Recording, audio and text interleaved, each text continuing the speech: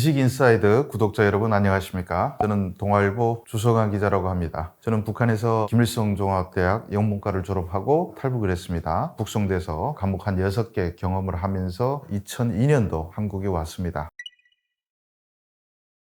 지난해 연말부터 김정은이 부쩍 한국은 민족이 아니다 선포했고 또 그리고 통일이라는 말도 북한에서 아예 삭제를 해버리고 있습니다. 그러면서 또한 호전적 발언의 수위도 높이고 있습니다. 걸핏하면 한국을 공격하겠다. 얼마 전에도 서해에 나와서 얘네를 인정할 수 없다. 적들이 도발하면 강력하게 대응하라 얘기도 하고 또 영토 평정이라는 말도 했습니다. 쉽게 말하면 한국과 전쟁에서 한국 먹어버리겠다 이런 호전적인 말을 내뱉고 있는데 제가 판단하건대는 크게 걱정할 필요는 없습니다. 북한군은 현재 전쟁을 치를 능력이 전혀 없기 때문에 전쟁은 하지 못한다라고 저는 판단하고 있습니다. 다만 대남 도발은 할 수 있다. 포사격 정도는 하지 않겠나 이렇게 생각하고 있습니다. 왜냐하면 그것은 한국을 공격하겠다, 위협을 조성하겠다 이런 의도보다는 일단 국내 정치용으로 당장 전쟁 터질 것처럼 긴장되면 북한 주민들을 향해서 야 곧 전쟁하는데 니들은 어떤 불만도 가지면 안 된다 하고 내부 공포 통치용으로 긴장을 고조시킬 수 있는 그런 우려가 있습니다. 그걸 위해서는 한국을 향해서 포를 쏴야 되겠죠. 그러면 우리가 반격해서 북한 영토를 향해서 또 공격하면 봐라 적들이 우리를 공격해오고 있으니까 어떤 불평불만도 말고 다 하나로 뭉쳐가지고 김정은의 말을 잘 들어야 된다. 이거 한국의 70년대 80년대 우리도 많이 써왔던 수법 아닙니까? 김정은도 똑같습니다. 그러면 김정은이가 왜 갑자기 이렇게 나오게 됐냐면 통일을 포기했다. 이 말은 한국과의 체제 경쟁에서 이제는 졌다. 더 이상 공격에서 먹을 의도가 없고 힘도 없다. 이런 걸 깨달았습니다. 상대가 워낙 막강하면 방어가 들어가야 되겠죠. 방어가 들어가려면 문을 닫아야 됩니다. 폐쇄했는데 안에서 말을 안 들어요. 그러면 때려부술 명분이 필요한데 이걸 전쟁 공포로 이겨내려고 하는 것이고 또 한편으로는 작년부터 9살짜리 김주애를 계속 데리고 나옵니다. 후계자 구도를 완성을 시키려는 의도를 노골적으로 보여주고 있기 때문에 근데 북한 주민들은 바보가 아니잖아요. 아니 3대까지 해놓고 또 4대? 그런데 더구나 9살짜리 여자입니다. 앞으로 우리가 저 여자의 지시를 받고 살아야 돼? 기가 막히죠. 수근수근 거리죠. 이럴 때 필요한 것이 전쟁 공포죠. 그래서 김정은은 지금 의도적으로 전쟁 위기를 고조시키고 있는데 그것이 한국을 향한 발언이 아니라 내부적 정치를 위한 발언이다. 이런 것을 명백히 아실 필요가 있다.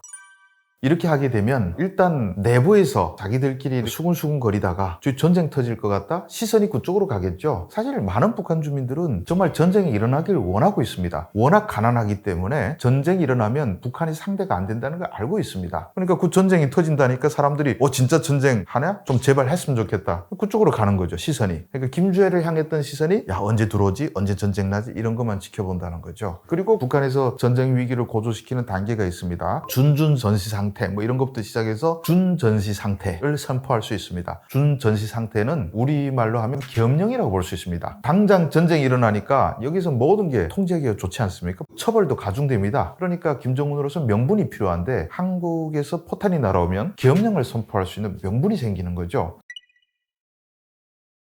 한국의 군사력을 정확하게 우리가 어디하고 붙으면 이길 수 있다 이렇게 집계내기는 쉽지 않습니다. 근데 확실히 세계 넘버원은 미국인 것은 이건 누구도 토달할 필요가 없죠. 2위부터 조금 애매해집니다. 2위가 러시아입니다. 러시아인데 지금 우크라이나 들어가서 쩔쩔매는 거 보면 지금까지 사회주의 군사력이 뻥튀기 됐다 이런 걸 우리가 알 수 있지 않습니까? 러시아가 지금까지 온갖 선진 무기들 많이 만들고 거기다가 전쟁하게 되면 정말 우크라이나가 그때 세계 22위니까 압도적으로 이길 수 있다 라고 판단을 했는데 2년째 전쟁 끌면서 확실히 매듭을 못 짓고 있고 러시아가 자랑하는 전차라든지 이런 것들은 나오는 족족 격파되고 함대 이런 거는 동원도 안 시킨 상태에서 벌써 흑해함대 3분의 1이 날아갔습니다. 그래서 저런 걸 보니까 러시아 군사력이 별것도 아니구나. 솔직히 저는 러시아를 보면서 한국군과 러시아군이 한반도에서 붙으면 우리가 이길 수 있다는 생각까지 들 정도로 러시아가 뻥 스펙이 너무 과장된 2위가 아닌 것 같습니다. 그리고 3위가 중국이라고 하는데 아까 먼저 말씀드리다시피 사회주의권의 뻥스펙은 우리가 믿을 수가 없지 않습니까? 원래 우리가 중국제 물건에 대해서 신뢰도를 많이 부여하지 않는데 무기라고 그렇게 신뢰할 수 있을까요? 중국도 3위? 이것 좀 의문을 가져야 되는 것이고 4위가 인도라고 합니다. 근데 인도는 솔직히 병력 비교 평가에서는 한국이 월등히 앞섭니다. 그런데 이 군사력을 측정하는 기관에서 평가할 때 영토 면적도 들어가고요. 경제력도 들어가고 제일 중요하게는 인구도 들어갑니다. 인구가 들어가면 중국을 이해할 수가 있는 겁니다. 세계 13억 인구를 가진 중국과 인도 아무리 군사력이 발전했다고 해도 중국을 점령할 수 있을까요? 불가능한 일입니다. 13억 어떻게 다 이깁니까? 그리고 5위가 대한민국입니다. 근데 우리가 자랑스럽게 얘기해야 되는 것이 기존의 영국이라든지 독일이라든지 프랑스, 서방의 열강들보다는 우리가 세다. 근데 실제 센 건 분명한 것 같습니다. 제가 봤을 때는 실질적으로 한국에서 전쟁이 난다 그러면 우리가 미국 빼놓고는 다 이길 것 같다는 생각이 듭니다. 특히 수도권 방위력을 따졌을 때 한국의 군사력이 세계 최강이다. 왜냐하면 한국 같은 경우 수도에 벌써 1,000만 명이 살고 수도권 포함하고 인천까지 포함하면 2,000만 명이 삽니다. 그런데 대한민국의 장점, 모든 남자가 군대 갔다 왔습니다. 50살, 60살 고령자들도 총을 들고 정말 잘 쏠 수가 있습니다. 그러니까 만약에 한반도로 공격해 왔다. 2,000만 명에서 남자들 상비군을 순식간에 500만 명 군대는 뽑아낼 수 있습니다. 서울 광화문 거리 가서 자, 포 좀 쏴본 사람 손 드세요 하면 바로 포병 한 개 대대는 순식간에 모집이 되거든요. 거기다가 수도권 얼마나 아파트가 많습니까? 저거 막 부셔고 밀고 들어올 수 있는 군사력을 이건 미국도 못한다라고 생각합니다. 북한의 입장에서는 꼭 집어 말할 수 없을 정도로 다 두렵습니다. 안 두려운 무기가 없습니다. 사실 북한에서 제일 무서워하는 무기를 꼽으라면 저는 현무포 그리고 스텔스 비행기 이 정도 꼽을 수 있을 것 같습니다. 왜냐하면 북한도 역시 참수작전 제일 두려워하거든요. 북한군의 사명은 나라와 국민을 지키는 게 아니고 당의 군대입니다. 쉽게 말하면 김정은을 지키기 위해서 존재하는 군대입니다. 이건 뭐냐? 북한군은 가병입니다. 주인님을 섬기는 군대 아닙니까? 북한군은 주인님만 죽으면 끝나는 거죠. 왜 싸워야 되는지 존재 이유가 없습니다. 조국과 민족? 아니 한국이 들어가면 잘 사는데 굳이 목숨 바쳐 지킬 필요가 없거든요. 그래서 김정은 사수하는 데 집중되어 있기 때문에 북한이 제일 무서워하는 무기는 우리 주인님 모가지 딸 수 있는 무기, 참수작전에 쓸 수 있는 무기, 그게 뭡니까? 현무포. 아무리 땅굴에 들어가도 요즘에 탄두 중량 8톤의 현무 미사일도 만들었는데 이거는 100m 들어가서 지진을 일으키니까 김정은이 아무리 깊이 들어가도 다 묻어버릴 수 있습니다. 이 무기가 아마 북한에 제일 무섭겠고, 그리고 스텔스 비행기는 김정은이가 원산 별장에 가서 여름에 수영도 치고 그러는데 조용히 들어가서 언제 들어간지 모르고 그냥 모가지만 딱 뗄 수 있지 않습니까? 그러니까 스텔스 비행기가 무섭다는 거죠. 북한이 유일하게 한국이 없는 우월한 무기를 갖고 있다면 핵무기입니다. 그런데 핵무기를 군사력 비교로 이렇게 삼으면 핵을 쓰면 어차피 한국은 집니다. 핵 한 방이면 뭐 서울이 날아가는데 어떡하겠습니까? 그래서 재래식 군사력과 핵무기를 가진 국가의 군사력을 비교는 할 수가 없습니다. 이거는 비교가 불가한 거거든요. 근데 핵이랑이 그렇게 쉽게 쓸 수 있는 무기가 아니죠. 러시아도 지금 병력이 수십만 명이 전사하고 부상하고 이렇지만 우크라이나 못 먹어 쩔쩔매지만은 세계에서 가장 핵무기가 많은 나라가 러시아입니다.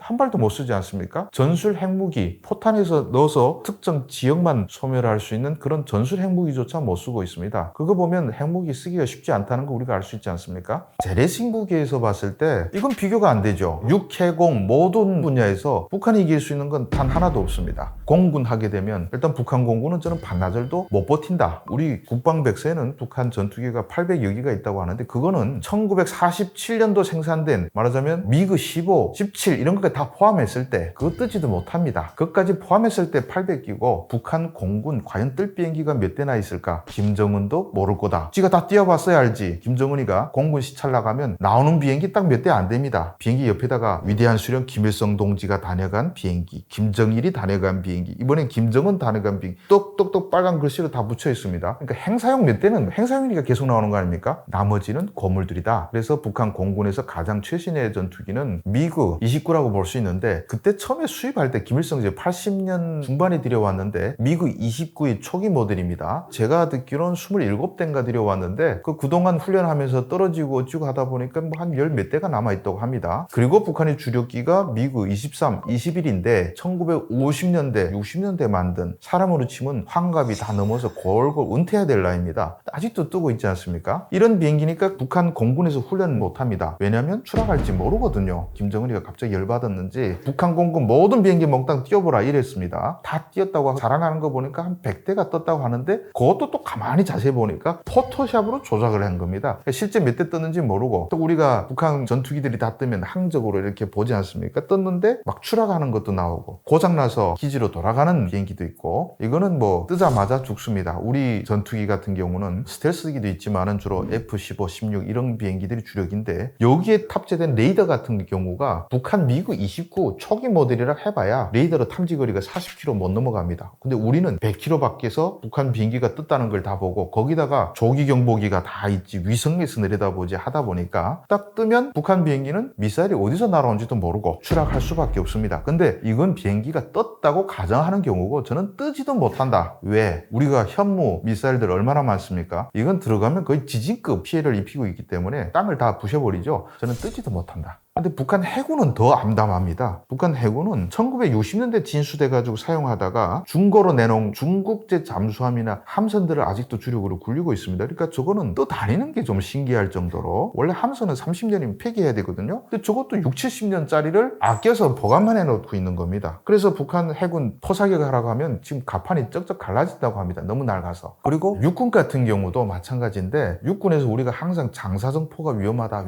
하는데 이거 장사정포의 공포는 너무 과장된 것이고요. 뭐 수도권에 시간당 15,000발 쏜다 뭐 이렇게 보도되면 그러면 우린 죽는다 하는데 아이고 1시간 동안 15,000발 쏠 때 우리는 구경만 하고 있습니까? 우리는 1시간에 30만 발 40만 발을 쏟아부을 능력이 있습니다. 그래서 북한 장사정포가 포사격을 개시한 순간부터 우리는 1분 안에 매 포마다 155mm 포탄을 10발씩 먹일 수 있는 능력이 있습니다. 근데 이게 그냥 갑자기 당하지도 않아요. 북한에서 정말 장사정포 일제 사격을 하려면 갱도에서 다 끌고 나와서 거기는 또 자동 장전도 안 되지 않습니까? 막 열심히 포탄 넣고 구리수 벗겨내는 데만 시간 많이 걸립니다. 그리고 뭐 손으로 삥삥 돌리면서 포장이 그 깃발 들고 조준 어찌건 복잡하게 노는데 그거 준비 기간만 5분은 걸리거든요. 그러면 북한의 모든 갱도에서 포들이 쭉 나와서 한국을 향해 겨눴다. 그러면 우리 정찰기로 다 내려다보고 위성 다 내려봅니다. 우리 정찰기 왜 사옵니까? 그 비싼 거. 대당 뭐 한 3천억, 4천억 주고 사오지 않습니까? 다 내려다봅니다. 아, 북한군이 포를 다 꺼냈네? 그러면 우리도 다 포를 꺼내놓고 준비하고 있습니다. 저쪽에서 초탄을 발사하는 순간 우리 대형사격 들어갑니다. 그래서 북한 포병은 첫 발 쏘고 다 달아나야지 거기서 두 번째 발 쏘겠다고 장전하고 있느라면 그 사이 다 죽습니다. 10발씩 들어가 꽂히는데 그러니까 15,000발은 우리가 아무것도 안 하고 가만히 있을 경우에 날아오는데 저는 그것도 못 믿겠습니다. 북한 포가 얼마나 고물들입니까? 포도 낡았지만 포탄도 보관 관리가 안 돼서 전기가 없으니까 습도 관리가 안 됩니다. 그러다 보니까 포탄 화약이라는 것이 습기를 먹으면 사거리도 제각각이고 그래서 지금 러시아가 북한 포탄을 수입해가고 있는데 얼마 전에 우크라이나가 발표한데 북한 포탄의 절반이 불량품이다 라고 발표를 했습니다. 절반까지 불량품인지 모르겠지만은 10발 싼데 한 발만 불량이라도 포병들은 겁이 납니다. 이런 불량품 가지고 지금 우리가 떨고 있다. 그리고 뭐 전차군단 내려오고 기계군단 못 내려옵니다. 그거는 왜냐하면 북한의 전차군단은 우리 포탄 세례 받을까봐 자기 사리원 이쪽에다가 배치했는데 한반도는 내려올 길이 하나밖에 없습니다. 개성, 서울 그리고 평양 이 축선으로 따라서 도로를 기동하는데 물론 우리가 다 보고 있습니다. 근데 우리가 공격을 안 하더라도 북한제는 그냥 알아서 고장이 납니다. 심지어는 김일성 광장에서 열병식 할 때 그래도 제일 좋은 탱크를 9대 골라가지고 나오는 거 아닙니까? 나오다가 한 대가 또 고장나서 연기 풀풀 쏟고 빙빙 돌아가는 장면이 생방송으로 다 나왔습니다. 그 다음부터 북한에서 생중계를 안 합니다. 녹화 중계를 하죠. 그렇게 9대도 못 골라내는 겁니다. 근데 내려오다가 탱크라는 것은 한 대가 또 고장나 서버리면 뒤에 탱크들이 못 나옵니다. 이번에 우크라이나 침공 때도 러시아가 키우를 향해서 뚫어다가 앞에 탱크들이 막 고장나 서니까 거의 뭐 40km로 늘었었지 않습니까? 그 무거운 탱크를 드러내야 되는데 북한이 과연 그 탱크를 드러낼 장비들이 있는지도 모르겠고 그래서 기계화 군단은 우리가 굳이 제거 안 해도 오다가 턱 고장나서 멈춘다. 제가 북한에서 탱크병으로 10년 동안 근무한 군인의 얘기를 들으니까 10년 동안 탱크 몇 번 몰아봤냐 했더니 3번 몰아봤대요. 그래서 얼마나 멀리 몰아봤냐 하니까 4km 한 번 몰고 500m 2번 몰았대요. 그래서 4km는 어떻게 가냐 하니까 수리하려고 기차까지 끌고 나간 게 고작이고 500m는 그래도 또 굴러가는지 보려고 몇 년 만에 한 번씩 꺼내서 보는가 봅니다. 그러니까 야 그러면 전쟁을 어떻게 하냐 했더니 못한다는 거예요. 왜? 몰아봤어야 알죠? 그래서 북한군은 장비도 노후화됐을 뿐더러 서울을 향해서 진격하라 하면 탱크병들이 내려오다 다 굴러먹는다는 거예요.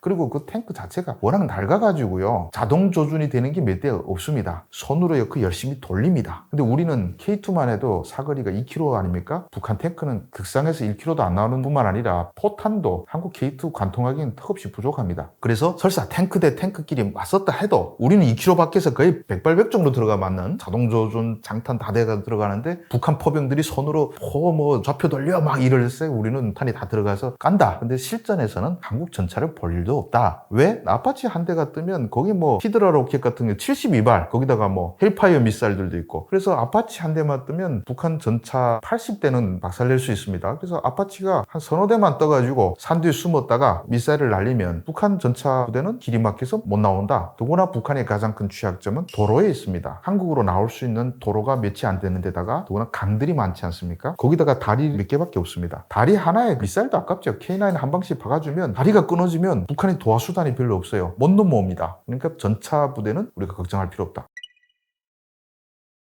우리가 또 북한 포병 못지않게 특수부대의 위협을 너무 과장해서 평가하는 경향이 있습니다. 근데 특수부대라는 건 후방 침투죠. 자, 그러면 북한의 특수전 능력을 한번 살펴보자고 할 수 있는데, 우리 국방백서에는 북한군 병력에서 특수전 병력이 20만 명이라고 나와 있습니다. 근데 저는 이건 너무 뻥튀기가 아닌가라는 생각이 듭니다. 사실 군이 제대로 돌아가려면요, 특수전 병력은 전체 병력이 5% 미만이 되는 게 합리적입니다. 그리고 특수전 병력을 뽑아서 그 키우는데 돈이 어마어마하게 들어갑니다. 근데 지금 북한 병력이 우리 국방백서에는 120만 명이라고 나오는데 이것도 어마어마하게 부풀려져 있다. 북한도 실제 인구가 2천만 명밖에 안 됩니다. 거기서 군대 열심히 뽑아내고, 이 국방백서가 엄청 뻥튀기 됐다는 대표적 사례가요, 몇 년 전부터 북한군이 뭐 120만 명, 130만 명 줄어 안 들어요. 계속 늘어납니다. 북한 인구가 계속 줄어드는데 북한 군 병력은 계속 늘어나고 있어요. 심지어 재작년에 북한은 군 복무 기간을 10년에서 7년으로 단축했습니다. 그럼 30%가 줄어야 되는데 또 늘었대요, 국방백서. 이거 말이 안 되는 거죠. 그래서 데이터들을 가지고 열심히 돌려봤더니 북한군 병력은 7, 80만 명 정도밖에 안 됩니다. 북한은 자기들 병력을 120만 명이라고 한국 국방부에서 발표해주면 너무 고마워서 눈물 날 지경이죠. 우리도 병력 감축이 문제가 되고 있지만은 북한도 엄청나게 문제가 되고 있는데, 거기다가 20만 명은 항상 건설에 동원되죠. 아파트 건설장 가면 다 군인들이 건설합니다. 얘들은 뭐 싸우려고 뽑아놓은 거 아니고 일단 남자들 다 뽑아다 건설장에 보내는 거죠, 20대 애들을. 그래서 실제 최전방 전투력이 있는 군 병력을 꼽으면 한 50만 명이나 될까? 그런데 20만 명이 특수부대 말이 됩니까? 우리 이론상 따지면 한 5%면 한 2만 5천 명이라도 충분한 건데, 그래서 제가 어떤 부대를 특수부대라고 보니까 심지어는 뭐 경보병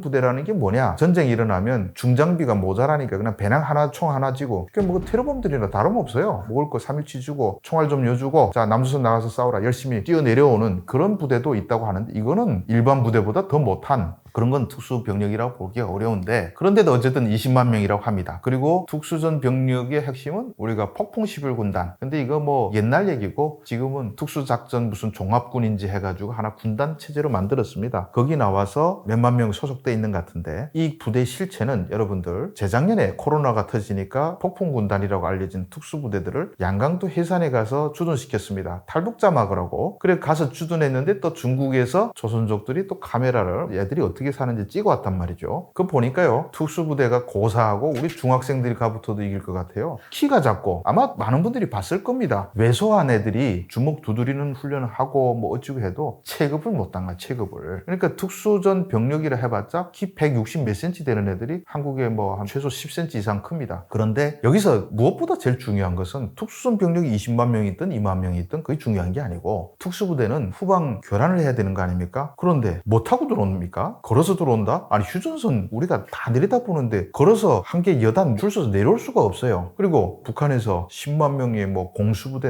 아니, 비행기가 없는데 뭐 타고 내려옵니까? 북한에서 낙하산 타고 떨어질 수 있는 침투형 비행기가 AN2기, 이 비행기로 말하면 1943년에 2차 세계대전 때 소련에서 쓰던 비행기고, 지금도 러시아에서 농약 뿌리는 비행기입니다. 날개가 2개 붙어있는 복엽기죠. 이거 타고 들어온다는데, 여러분 속도가 얼마인지 아십니까? 그게 보통 특수부대 12명 태운다고 합니다. 12명 태워가지고 내려오면 속도가 200km도 안 나고 한 120km 정도? 근데 이게 레이더에 안 걸린다고 하는데 거짓말입니다. 엔진을 철로 만들지 뭐 플라스틱으로 만든 엔진 본 적이 있습니까? 엔진이 또 오면 우리 레이더에 다 보입니다. 거기다 또 뭐 골짜기 타고 내려오면 안 보인다 하는데, 천만에 우리 또 위성에서 다 내려다 보는 거거든요. 그러니까 침투형 비행기 400여 대 갖고 있는데 400여 대도 너무 가장됐겠죠. 국방백서에 그렇다고 합니다. 근데 실제는 100대 뜰지 모르겠지만, 어디 있냐? 평북 구성에 있습니다. 저기서부터 서울까지 북한까지 날아오려면 적어도 시속 120km로 한 3시간 날아오는데 그건 우리 다 내리다 봅니다. 어서 오라 이렇게 보는데 그 건물들이 저는 내려오다가 떨어지는 비행기가 많을 것 같습니다. 고장이 나서. 그러면 120km짜리를 우리가 못 막습니까? 얼마든지 막습니다. 우리가 요즘 미사일 기술이 극초음속 미사일 마하 5 이상의 미사일을 우리가 격추시키는 기술을 갖고 있습니다. 그런 미사일도 우리가 맞추는데 시속 120km짜리 털털거리면서 요란하게 내려오는 그 비행기를 우리가 격추시키지 못할 이유가 없고, 우리가 또 세계적으로 보면 천궁이니 뭐 이런 거 많지 않습니까? 그걸 얼마든지 격추시킬 수 있는데, 그보다 더 웃긴 것은 자 400대 특수전 병력 12명 탄다고 하면 한 번에 실어 나를 수 있는 병력은 5,000명 미만이겠죠. 그러면 10만 명 침투시킨다는데 10만 명 싣고 오려고 하면 왕복 40회 해야 됩니다. 저는 40회 뜰 수 있는 북한의 수송기는 없다고 생각합니다. 40번 뜨기 전에 두세 번 만에 다 고장나서 떨어집니다. 그러니까 10만 명이 못 타고 들어오는데 잠수함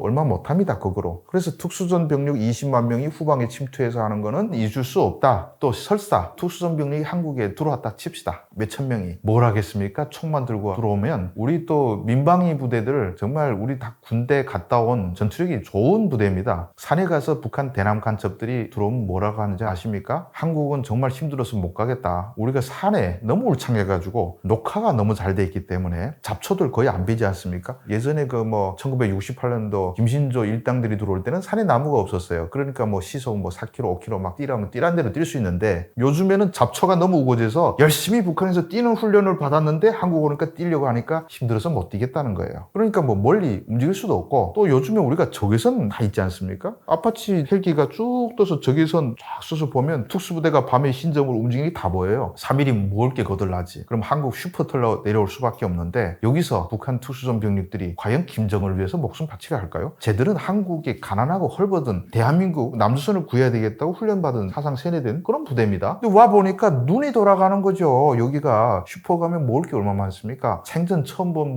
라면 하나만 쌓여있어도 돼요. 쟤들이 그 맛에 빠져가지고 목숨 내야 생각이 다 사라질 것이다. 김정은을 위해서 내가 왜 죽어? 이런 생각이 든다. 이거는 제가 상상해서 말하는 게 아니고 북한 탈북민들도 많이 왔지 않습니까? 한국 들어오는 순간부터 눈이 돌아갑니다. 아니 지금까지 받은 교육이 거짓말이었는데, 근데 김정은을 위해서 내가 목숨 바쳐? 내가 20살인데? 아니 억울하잖아요. 라면 좀 더 먹고 죽고 싶지 않겠습니까? 싸울 의욕이 없다. 그래서 특수부대가 다 들어와도 저는 별로 고민할 필요가 없다. 따라서 특수전병력 걱정할 필요 없다라고 생각합니다.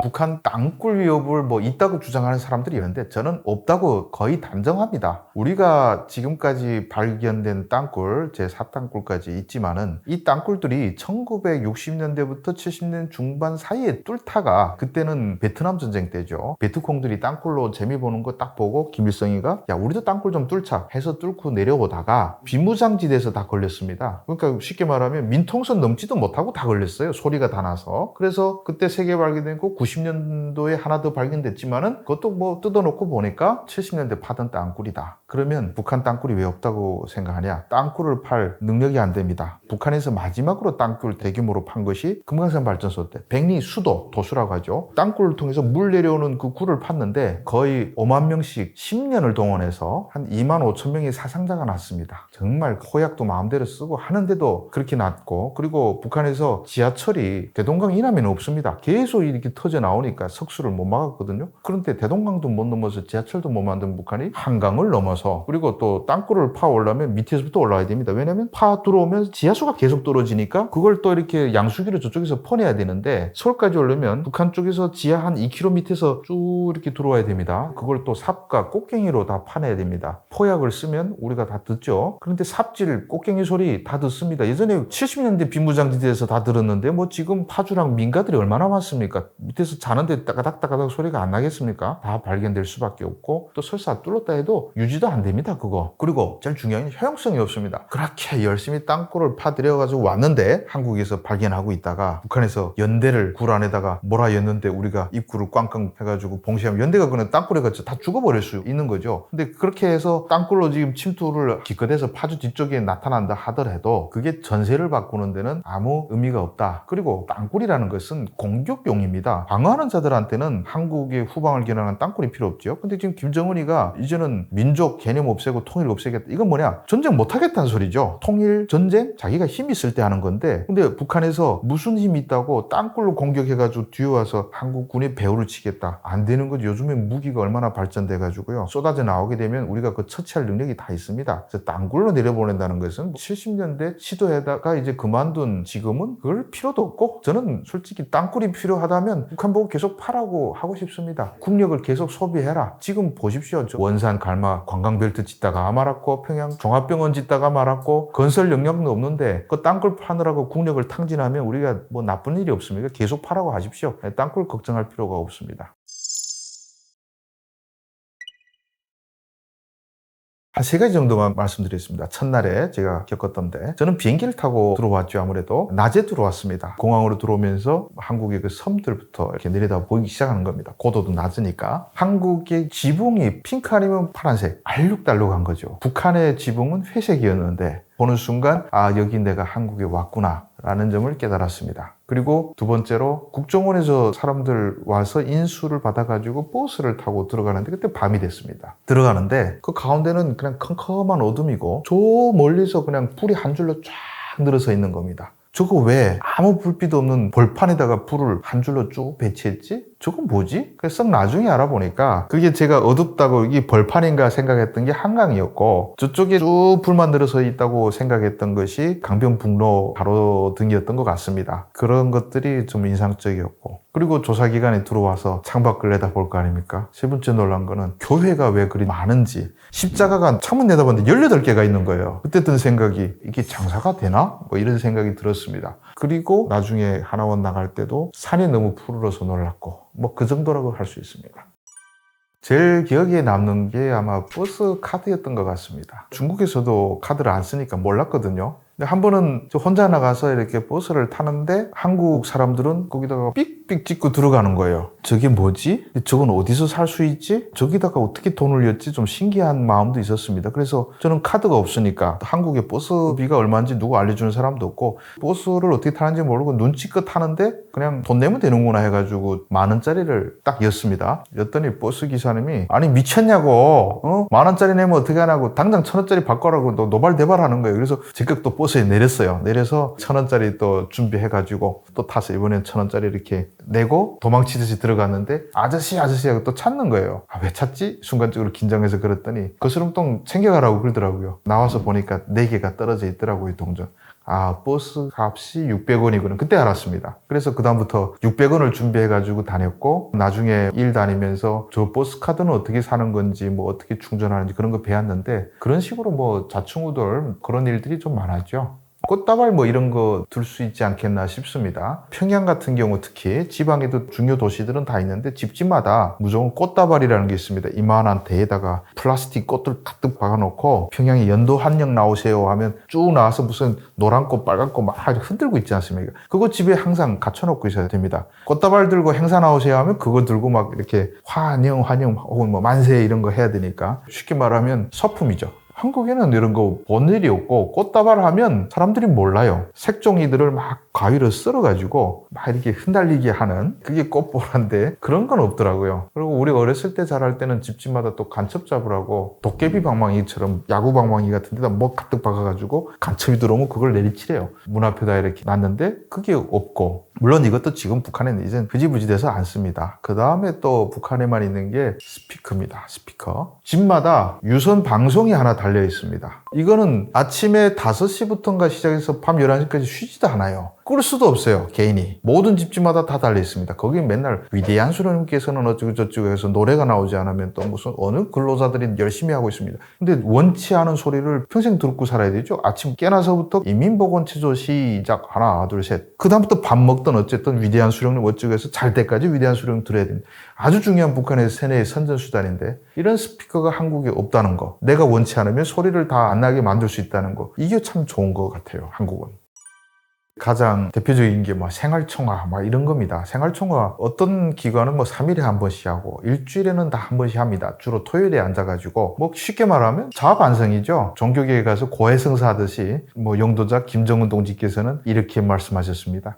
학생들은 공부를 잘해야 된다. 근데 제가 장군님의 말씀에 비춰봤을 때 수학시험에서 7점 맞았습니다. 이것은 제가 공부에 대한 열의가 없기 때문입니다. 이런 식으로 쭉 해요. 반성을. 그 다음 호상비판이라는 게 있습니다. 저기서 어떤 사람이 일어나서 주성화 동문은 수요일에 8시에 시작하는데 10분 늦었습니다. 동문은 말이죠. 이렇게 된 이유가 장군의 말씀을 새겨 듣지 않았기 때문입니다. 이런 식으로. 그런 호상비판과 생활총화를 통해서 북한 체제에 서로가 서로를 감시할 수 있는, 그걸 또 자연스럽게 몸에 배게 하는 그런 기능을 수행하는 거죠. 그래서 김정은이가 대한민국을 먹을 수 있다 이렇게 걱정한 사람들이 있지 않습니까? 저는 걱정하지 마시라고. 전쟁은 고사하고 한국을 공짜로 먹으라고 해도 못 먹는다. 여러분들이 생활총화를 안 해봤기 때문에요. 한국을 다스리려면 한국 사람들 생활총화 시켜야 될 거 아닙니까? 이 자유분방한 한국 국민들이 생활총화하고 호상비판을 저는 못한다고 생각합니다. 저도 한국에 20년 살다 보니까 이 사람들이 못한다는 거 다 알아요. 그래서 웃자고 심플하게 말하면 한국 사람들은 생활총화를 할 수가 없기 때문에 김정은은 한국을 다스릴 수가 없다라고 말할 수 있을 것 같습니다. 김일성 종합대학 하면 우리나라로 말하면 서울대하고 똑같은 것이고 외문학부 좋은 학부예요. 왜냐면 북한같이 폐쇄된 나라에서는 외국에 나갈 수 있고 달러를 만질 수 있는 직업이 최고니까 정말 들어가기 어려운 학부 중에 하나입니다. 저는 함경북도 어촌마을에서 태어났습니다. 정말 외진 시골 마을이었는데 제가 평양에서 집까지 기차를 타고 가면요 일주일씩 갔습니다. 집에서 떠날 때 도중에 파는 것도 없으니까 주먹밥을 하루에 3개씩 하면 21개 배낭에다 메고 다녀야 됐습니다. 워낙 가난한 집안에서 태어나 살다 보니까 다 그렇게 사는 줄 알았어요. 근데 외문학부 들어가니까 달러를 가진 최고의 부잣집 자식들은 다 그쪽에 와 있는 겁니다. 고난의 행군 때 기차역에서 시체들이 뒹굴고 있는데 저희 동창들은 달러를 쓰면서 너무 잘 사는 겁니다. 이 부익부 빈익빈 너무 심각한 거예요. 그때부터 제가 회의감 느꼈습니다. 이게 사회주의가 맞냐? 그러다가 결정적인 계기는 겨울에 1월달 방학 끝나고 올라가는데 주먹밥, 죄기밥이라고 합니다. 그걸 21개를 배낭에다 메고 가고 있습니다.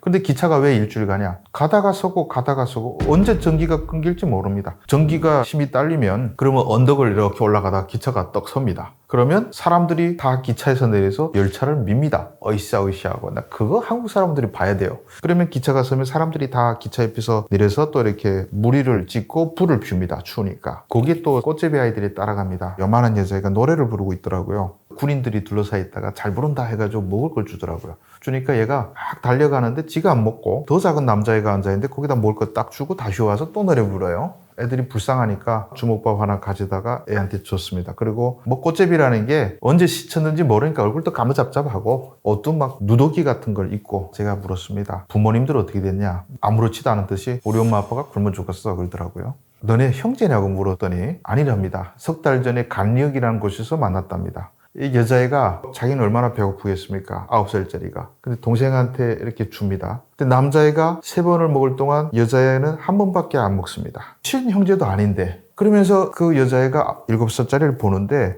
저는 그 눈빛 진짜 혈육이 아닌데 자기가 배고픈데 7살짜리 벌어먹이면서 흐뭇한 마음으로 보는 거예요. 근데 그런 애들 몇 달 못 삽니다. 꽃제비 애들. 다니다가 기차에 떨어도 죽고 얼어도 죽고 그렇습니다. 여자애가 참 예뻤고 노래도 참 잘했습니다. 한국에 태어났으면 뭔가 했을 것 같아요.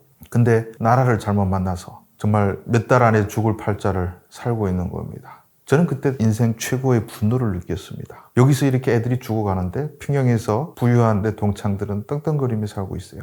이게 나라냐. 그때 막 주먹이 부르르 떨리고 어금니를 꽉 깨물었습니다. 이건 존재하지 말아야 될 나라다. 이 체제는 무조건 내가 부셔버리겠다 이런 생각이 들었습니다. 그래서 평양 올라가자마자 동지들을 모았고 나름대로 지하 조직을 만들려고 시도를 했는데 그 과정에 우여곡절도 많고 또 그중에 죽은 사람도 있지만은 결국 그 체제 안에서 뭔가 반항을 시도한다는 것은 정말 성공 확률이 너무 떨어지더라고요. 결심하고 대학을 졸업해서 3달 만에 탈북을 하게 됐습니다. 제가 탈북을 했다가 북송을 당했는데 중국에서 감옥 2개를 경험했고 북한에 가서 4개를 경험했습니다. 저 같은 경우는 가자마자 바로 정치범이 됩니다. 김일성대를 졸업했다는 것은 북한에서 이미 간부라는 겁니다. 간부가 탈북한 거 아닙니까? 그래서 저희 같은 경우는 북한에 북송되면 다른 사람들은 공개처형 이렇게 하지만은 저희는 공개처형도 안 합니다. 김일성대 졸업한 사람까지 탈북하게 되면 우리나라가 끝나는 거 아니냐 이런 부정적 영향을 준다고 해서 저희는 죽어도 몰래 비밀처형을 당해야 될 팔자였고 또 그리고 정치범 수용소에도 끌려갈 수밖에 없는 팔자였습니다.